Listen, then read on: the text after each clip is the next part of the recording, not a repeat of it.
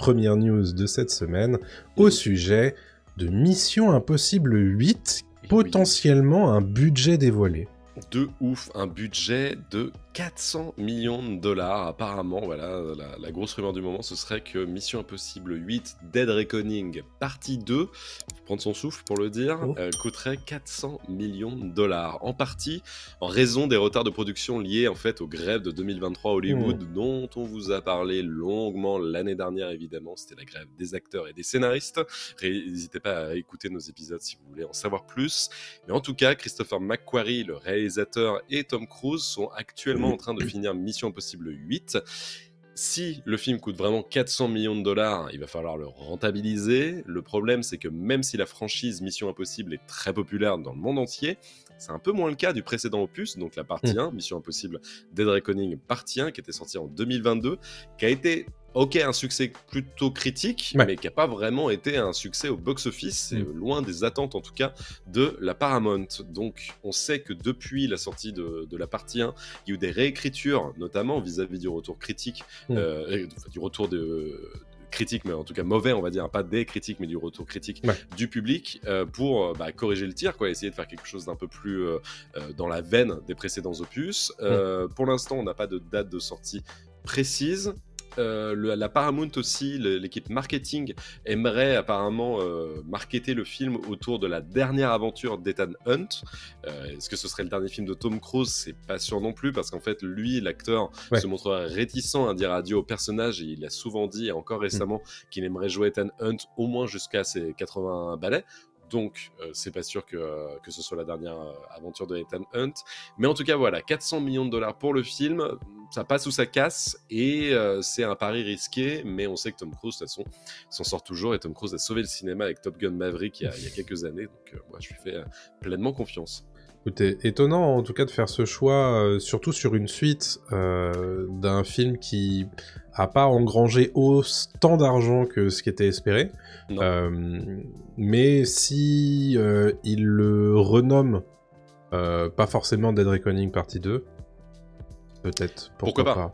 Pourquoi pas. Et pour terminer avec Tom Cruise, il y a aussi, apparemment, l'idée de revenir à faire une suite, notamment avec Death of Thunder, donc Jour de tonnerre, qui avait été l'un de ses gros succès au début des années 90, avec Nicole Kidman aussi, avec qui il a été en couple par la suite, de faire une suite à Jour de tonnerre. Donc ça, c'est pas encore sûr, mais il serait sur les rangs pour faire ça. On savait que Tom Cruise voulait pas faire de suite, à part les Missions Impossibles, pendant très longtemps. Puis d'un coup est arrivé Top Gun Maverick, et là, pourquoi pas Jour de tonnerre. Film sur les bagnoles. On sait que l'année prochaine, il y a F1, un film de Formule 1 qui sort avec Brad Pitt, qui a coûté 300 millions de dollars, lui, de Joseph Kosinski, qui a tourné avec Tom Cruise pour Top Gun Maverick. Donc tout ça, ça se parle.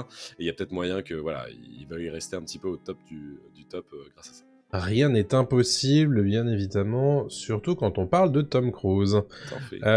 Pour les impossibilités, en revanche, c'est plutôt du côté de Lucasfilm, puisque il semble assez impossible depuis 2019 de sortir un film Star Wars depuis Star Wars épisode 9, l'ascension de Skywalker, et on a une nouvelle qui va tout à fait dans ce sens, qui est sortie dans ces 2 dernières semaines. Ça concerne le film concernant Rey, qui doit du coup être une suite de Star Wars 9.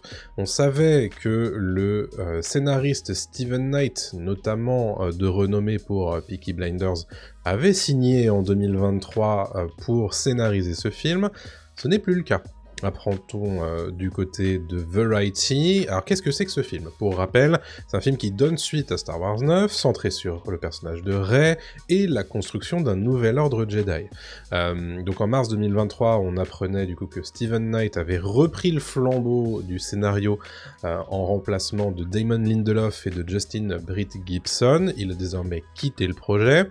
Et Lucasfilm est déjà en discussion pour savoir qui va le remplacer, mais pour le moment, c'est encore trop tôt pour savoir qui va prendre le papier et le crayon, ou plutôt le clavier et la souris pour écrire ce scénario. À noter que la réalisatrice Charmin Obaid Chinoy est toujours attachée au projet en tant que réalisatrice. Pour rappel, elle a 2 Oscars du meilleur court-métrage documentaire. Elle a aussi réalisé des épisodes de Ms. Marvel. Alors c'est un petit peu moins de grande renommée que 2 Oscars, on est bien d'accord. Mais quoi qu'il en soit, elle est toujours sur le projet. Sans scénariste, désormais, on peut s'imaginer que le film sera pas tourné avant courant 2025, ce qui devrait le décaler dans la timeline du planning de Lucasfilm. On l'imaginait sortir plutôt en décembre 2026, ça sera sans doute pas le cas, avec un retard sur le scénario, comme c'était du coup la rumeur. Rappelle que le prochain film, Star Wars, il est booké pour mai 2026 aux États-Unis. Il s'agit de la suite des aventures du Mandalorien et de Grogu. Pour l'instant, on n'a pas trop de nouvelles d'ailleurs à ce sujet, donc on vous tiendra bien entendu au courant quand on aura plus d'infos à ce sujet. Voilà pour Star Wars. On va parler de Netflix avec Squid Game. Squid Game avec une confirmation. Il y aura bien un remake aux États-Unis. Tout à fait, on en parlait il y a quelques semaines, quelques mois, c'était la grosse rumeur que David Fincher travaillerait sur un remake de Squid Game, ça y est, c'est acté. On sait que le réalisateur de Seven, de Fight Club et de Benjamin Button travaille non pas donc sur un film, mais vraiment la série remake de Squid Game. On n'en sait pas plus pour l'instant. Est-ce que ce sera un remake 1 pour 1 de la série sud-coréenne? Est-ce qu'il apportera, on espère quand même, sa patte et un scénario peut-être différent de celui de la série originale? Donc pour l'instant, c'est à l'état d'écriture et de prod, mais le projet pourrait voir le jour en 2025. On imagine évidemment sur Netflix, parce que désormais David Fincher a un contrat avec Netflix depuis Mindhunter, ensuite il a fait Mank, ensuite il a fait The Killer, et évidemment Squid Game est une série Netflix. Côté Squid Game, il y a aussi la saison 2 qui arrive très prochainement sur la plateforme, le 26 décembre pour être précis, et il y a un teaser trailer maintenant de la saison 2 qui a été dévoilé, mais qui nous en apprend pas beaucoup plus quand même sur l'histoire. On sait juste que le héros de la saison 1 revient dans cette suite, qui va reparticiper au jeu et il aura un petit peu le rôle de vieux sage, celui qui a de l'expérience et qui veut casser le truc de l'intérieur parce que maintenant il sait comment ça fonctionne. Donc voilà. Mais on n'en sait pas beaucoup plus, tant mieux, faut pas non plus trop... Le scénario de Hunger Games donc. Clairement, le scénario de Hunger Games, tout à fait, mais en Corée du Sud, et beaucoup plus violent, techniquement. Ça, aussi. c'est cool. Voilà, donc pour ceux que ça intéresse, moi ça m'intéresse. Enfin, évidemment, Squid Game, c'est un phénomène, tout le monde connaît, mais j'ai vraiment apprécié la saison 1, et j'espère que c'est pas juste une suite pour faire une suite, et ils misent gros dessus Netflix, parce que s'ils le sortent le 26 décembre... Oui.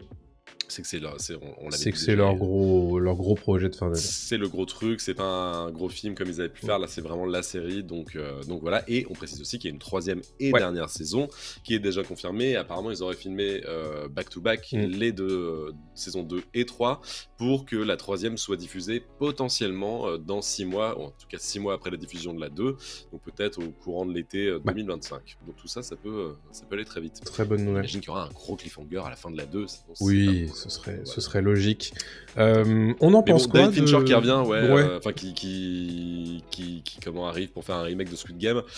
J'ai l'impression que David Fincher là, il commence un petit peu à perdre de son aura, en tout cas de mon côté aussi, parce que Mank est un film extrêmement niche quand même, je trouve. C'est pas un film grand public, c'est très compliqué de voir Mank, je trouve, et de prendre du plaisir quand on n'est pas très cinéphile. Mais même quand on est cinéphile, c'est quand même un particulier. J'ai aucun souvenir de ce film, ce qui est assez triste à dire. Bah voilà, même si Oldman est super, il y a Lily Collins dedans et tout, enfin il y a vraiment un super casting, l'image est cool, enfin l'histoire est cool, en plus à raconter elle est trop bien. The Killer, tu l'as peut-être pas vu avec Michael Fassbender. Non, j'ai pas vu The Killer encore. Voilà, qui est adapté d'une BD française, qui est bien, mais tu sens que c'est un peu en régime tranquille, quoi, c'est pas fou non plus. Puis le fait de le voir sur une plateforme, c'est un peu dommage. Et après il y a Mindhunter qui est sorti bien avant et qui maintenant est terminé. Mindhunter, c'est contre-exemple pour le coup. C'est le contre-exemple, mais est-ce que c'est totalement lui? C'est pas sûr non plus, tu vois, parce que il est prod et il a pas réalisé tous les épisodes et il a pas. Tu vois. Mais c'est vrai que niveau filmo, un peu compliqué, quoi. Je sais pas trop ce qu'il fait, quoi. Alors, il va peut-être nous surprendre. Hein, sur ce projet-là, spécifiquement, moi, je suis un peu surpris de le voir sur un remake. Alors, c'est pas la première fois qu'il fait du remake. On peut penser à Millennium, qui était très très bien. The Girl with the Dragon Tattoo, je crois en anglais, c'était. Qui pour le coup était pas mal du tout. Moi, j'ai tendance à penser que si tu veux faire un remake, tout particulièrement d'une œuvre qui est si récente, c'est qu'il faut que tu aies quelque chose à dire. Ouais. Je me dis que le contexte américain et Squid Game, ça peut faire des étincelles, potentiellement. Maintenant, est-ce qu'il est vraiment inspiré ou est-ce que c'est pas juste un chèque ? Franchement, ça me rendrait super triste que David Fincher fasse ça de sa carrière. Je pense pas que ce soit ça, quoi. Donc j'espère mais tu mets le doigt dessus, hein. Que c'est parce qu'il a des choses à dire. Ouais, je pense parce que c'est connu à l'international, ça a cartonné aux États-Unis, donc en fait c'est pas comme si la série elle était un peu discrète et tu vois c'était un banger venu de Corée du Sud. Un banger. Un banger, quoi. Non, maintenant c'est vraiment mondial, donc à part le fait de critiquer la société américaine, je pense que la société américaine est fracturée. Je pense qu'il y a deux pôles, quoi. Et les élections, là on enregistre maintenant, lundi, quand ça va être diffusé mercredi dans vos oreilles. On ne sait pas. On a un nouveau président. On n'a pas de spoiler pour vous. On sait pas. Ouais. Mais je pense que l'Amérique est coupée en deux. Et peut-être que David Fincher a des trucs à dire. Tout à fait. On verra. Mais en tout cas, ça reste un mec qui fait des trucs très propres visuellement. Oui. Donc ça, c'est cool. Mais j'espère qu'il aura des choses à raconter, quoi. Voilà, moi j'ai aucun problème avec la qualité de ce qu'il va produire, à mon sens. Je me questionne sur l'intérêt de faire ça dans sa filmographie. Après, si ça se trouve, d'ici 2-3 ans, il va nous sortir son truc et ça va être incroyable, tu vois. Donc c'est juste que pour l'instant, j'ai du mal à le voir faire ça. Surtout qu'en plus, David Fincher, maintenant, il a le droit de faire ce qu'il veut, tu vois. Donc on peut pas dire que il fait ça juste pour se faire des thunes. Mais en l'occurrence, c'est étonnant. Puis à une époque, il était sur le projet de suite de World War Z. Oui, c'est vrai. Qui ne s'est jamais fait. Mais c'est pareil, j'aurais bien voulu le voir sur un film de zombies. Qu'est-ce qu'il a raconté. Peut-être que tu vois, il revient à ça. Peut-être que ça se rapproche d'un potentiel truc qu'il voulait raconter à l'époque sur la société, sur le monde, et il peut le faire avec Squid Game. Je sais pas. Carrément.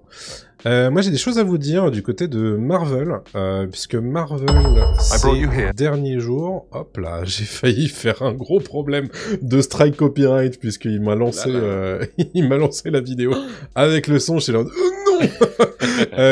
Marvel Studios a dévoilé sa TV slate, donc comprendre son programme pour la suite des prochains mois sur Disney+, à la télévision, et il se trouve que on retrouve pas trop ce que disait Bob Iger en reprenant en main Disney il y a quelques mois, qui disait oui, non, mais Marvel, il faut qu'on réduise la voilure, c'est important pour la qualité.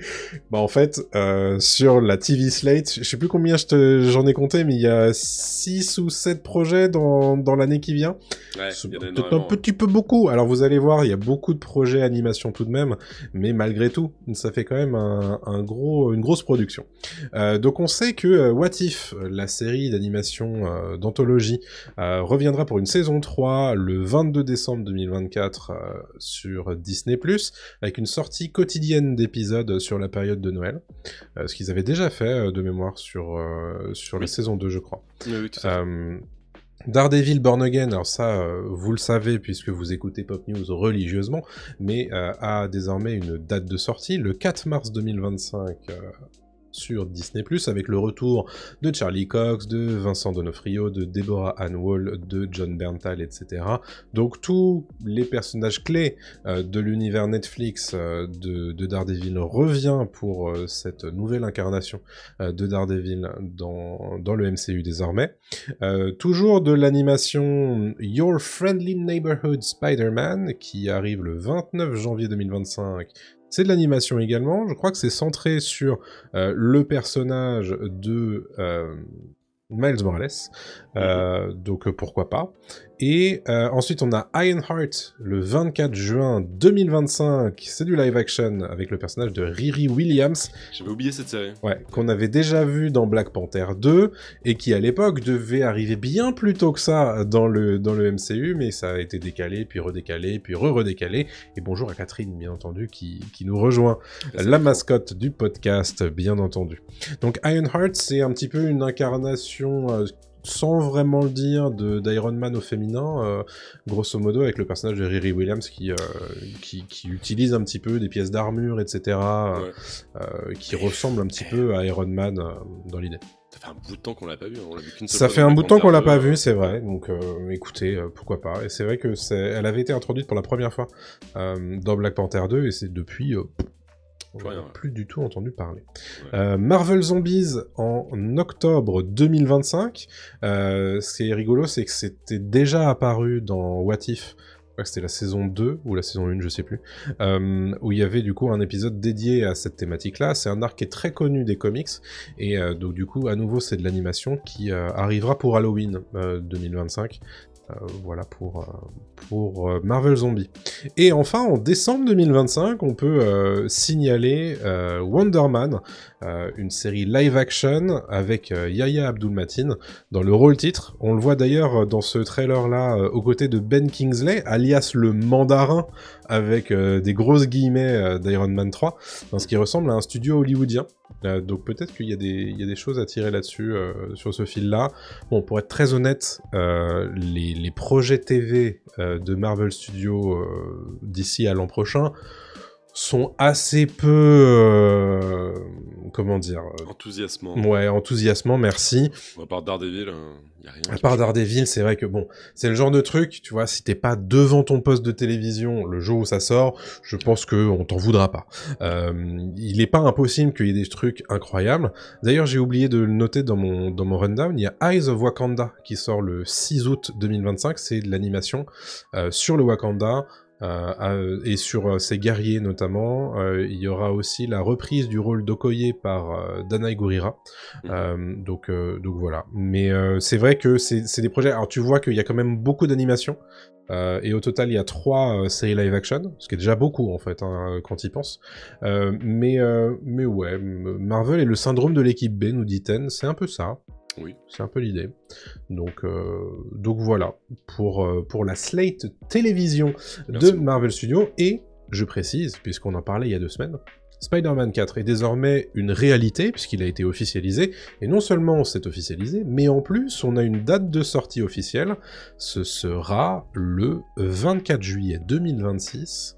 Et il se trouve que ce sera du coup le premier film Marvel après Avengers Doomsday, qui sort le 1er mai 2026 aux États-Unis. Donc vous dire que potentiellement il peut y avoir des liens. Ou pas. C'est sûr. Oh, je pense. On l'espère. Oui. Voilà pour Marvel. Parlons un petit peu de Ridley Scott. Ridley Scott qui, en ce moment, tire dans tous les sens avec les nouveaux projets. Alors, Gladiator 2, oui, mais Gladiator 3, pourquoi pas? Et pourquoi pas un nouveau film Alien, tiens, dis donc. C'est fou, ça, c'est fou. Alors, il y a Gladiator 2, comme tu l'as dit, qui sort là en novembre, et je suis très très chaud pour le voir. Je rappelle qu'il y a un Colisée piscine dans la bande-annonce, ça a l'air très très sympa. Le pédiluve. Le pédiluve géant. Il y a Gladiator 3 qui a été annoncé dans le magazine Première, hein, Cocorico, potentiellement par Ridley Scott. Il a dit que c'était quelque chose auquel il pensait, donc pourquoi pas. J'imagine que si le succès est au rendez-vous pour le 2, il y aura un petit 3e. Et surtout, en fait, après le succès de Romulus, Alien Romulus, Ridley Scott prépare en fait un nouveau film Alien pour la 20th Century Studio. Est-ce qu'il va faire une suite directe à ce qu'il avait fait avec Prometheus et Covenant, ou est-ce qu'il revient vraiment à l'Alien classique? Pour l'instant, on n'en sait pas trop, mais c'est sûr et certain qu'il prépare un nouveau Alien. Moi, j'aimerais bien qu'il finisse l'histoire de David, en fait, qu'il avait entamé dans Prometheus et dans Covenant. Ce serait super. Donc voilà, pour l'instant, on n'en sait pas trop. Il travaille aussi, parce qu'il faut le savoir, Ridley Scott, c'est un bourreau de travail, le mec qui est sur 1000 projets tout le temps. Il travaille également sur un film de guerre qui s'intitule Battle of Britain, et il développe un autre film qui est un thriller qui s'appelle Bombe, alors qu'il a 86 ans, et il continue toujours de lancer plein de projets à droite à gauche. Je trouve ça assez ouf, quoi. Donc voilà. Incroyable. Écoute, espérons que ce soit pas juste histoire de d'écluser tout son catalogue pour gagner encore un petit peu de thunes. J'ai l'impression... Enfin, je suis pas sûr qu'il le fasse pour ça. Bah après, moi je pense qu'il le fait en toute bonne foi, mais oui. C'est vrai que rétrospectivement, si tu regardes ses dernières productions, on est sur des trucs qui sont pas toujours super nécessaires. Non, mais le dernier duel, par exemple, c'est très très bien. Oui. C'est vraiment très très bien. Mais moi, pour le coup, je parle plus de quand il va trifouiller dans ses anciens jouets, tu vois. Ah oui, ok, ouais. Oui, alors dans les anciens jouets, ouais, c'est vrai que... Gladiator 2, apparemment, c'est ok. Hein, bah, j'espère que c'est très bien. Sympa. Moi, alors, c'est bien. pas lui qui l'a réalisé, c'est Denis Villeneuve, mais Blade Runner 2049. Ouais. On aime ou on n'aime pas. Je suis pas super fan. Je suis pas un grand fan. Mauvais, mais je suis pas super fan. Enfin, c'est pas un film que j'ai envie de revoir, tu vois. Non, étrangement non, tu vois. Mais en tout cas, c'est un film voilà qui est produit par Scott et qui a été. Ouais. Donc je sais pas. À voir. Moi, de toute façon, vous savez, moi, je suis curieux. Je veux voir. Mais au moins terminer sa trilogie avec David, il l'avait prévu en fait. Ouais, de fou. Covenant n'avait pas marché, mais. Écoute. Mais bon, à voir. On croise les doigts. Parlons de Tomb Raider. Vous ne le savez peut-être pas, ou alors peut-être si, puisque vous écoutez Pop News, il y a une série sur Prime Video qui est prévue pour adapter Tomb Raider, une nouvelle adaptation en live-action de Tomb Raider, la saga, et en ce moment, il se trouve que Prime est en train d'essayer de chercher son actrice pour jouer Lara Croft. Vous savez évidemment qu'une adaptation de Tomb Raider, bah, c'est quand même très important de trouver sa Lara Croft. Et on a deux noms qui font surface en ce moment. Le premier, c'est Sophie Turner, donc Sansa Stark dans Game of Thrones, mais aussi Jean Grey dans X-Men Apocalypse. On a aussi Lucy Boynton, que vous connaissez parce qu'elle a joué dans Bohemian Rhapsody, dans Meurtre sur l'Orient Express, ou aussi dans Greatest Hits, dont on a parlé il y a pas si longtemps que ça avec Adrien. Mais oui. Ouais, et donc ces deux actrices-là, on sait via Deadline, sont en train de passer des tests. Il y a d'autres actrices qui sont nommées, mais qui a priori elles ne passent pas encore de tests. Donc c'est Emma Corrin et Mackenzie Davis. Et pour le moment, c'est à peu près tout ce qu'on sait. Mais il est probable que ça va durer un petit peu de temps, parce que ce genre de casting, ça prend toujours énormément de temps, parce que les studios aiment bien se rassurer pour faire en sorte que ça soit la bonne personne. Pour l'instant, on sait pas encore qui fait aussi partie de la shortlist, mais ce serait la 3e adaptation de Tomb Raider en live-action, après Angelina Jolie dans les années 2000, Alicia Vikander en 2018, et à noter qu'une série d'animation est sortie sur Netflix il y a quelques semaines, et qu'elle est d'ores et déjà renouvelée pour une saison 2. Oui, donc Tomb Raider, ça marche toujours bien. Donc potentiellement sur Prime aussi, dans une série de jeux vidéo, quoi. Paradoxalement, pas de jeux vidéo. Mais c'est très étonnant, ça fait très longtemps qu'on n'a pas eu de nouveaux jeux vidéo Tomb Raider. Depuis, c'est Rise of the Tomb Raider. Le dernier, là, avec les clips sur la jaquette. Il faudrait que je regarde quand est-ce que c'est sorti, mais ça fait un moment quand même. Hein. Mais c'est pareil, puis il y a eu un anniversaire, je crois, un pack anniversaire. Mais... Oui, alors j'avoue que je compte pas trop les remasters, mais... Alors c'est Shadow of the Tomb Raider qui est sorti en 2018. Ah, quand même, ça fait déjà 6 ans, quoi. Ouais. Ouais, non, c'est bien. Oui, alors pour l'actrice, Lucy Boynton, pourquoi pas hein. Pourquoi pas, elle est cool. Je suis moins fan de... Comment ça s'appelle Sophie Turner, ça fait quand même un moment que je l'ai pas vu dans quelque chose qui m'a marqué. À part... Non, à part Jean Grey, j'avoue, je l'ai pas ailleurs, quoi. Mais bon. Ouais, c'est pas une grande actrice. C'est-à-dire que, en plus, l'époque où on l'a vraiment beaucoup vu jouer, elle était adolescente, tu vois. Ouais. C'est un peu compliqué, je pense, de juger. Mais je pense qu'il lui manque peut-être un nouveau rôle, tu sais, qui lui permettrait de... Mais je suis pas certain que ce soit Lara Croft, pour le coup. Non, ça lui irait pas, je pense. Mais tu sais où je la verrais bien, Sophie Turner? Je la verrais super bien dans un Bridgerton ou dans un Downton Abbey. Oui, carrément. Ça lui irait super bien, pour le coup. Ouais, mais ça fera encore la classe royale, etc. Ouais, un peu, je suis d'accord. Ça ferait un peu redite pour elle. Tout à fait. Voilà donc pour les news de ces 2 dernières semaines. Évidemment, on va vous parler du film Game of Thrones, mais dans le gros sujet de cette semaine, donc restez évidemment stay tuned.